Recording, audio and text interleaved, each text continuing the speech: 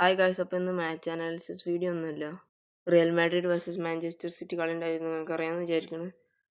Score 2-1 real Madrid തോറ്റു. നന്നായിട്ടൊക്കെ കളിച്ചിരുന്നു രണ്ടുപേരും.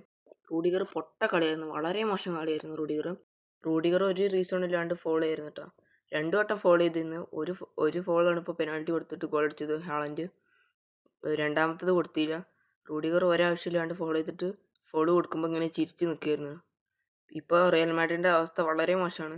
എന്തായാലും സാബിൻ്റെ കാര്യത്തിൽ ഏകദേശം തീരുമാനമായി. അവൻ മിക്കവാറും സാക്കാവും. നന്നായിട്ട് തന്നെ കളിച്ചിരുന്നു ഈ മാച്ച് എല്ലാവരും. പക്ഷേ റൂഡിഗർ മാത്രമാണ് പൊട്ട കളി കളിച്ചത്. എൻ്റെ ഒരു അഭിപ്രായത്തിൽ എൻട്രിക്കിന് പകരം എംബാപ്പനെ ഇറക്കായിരുന്നു.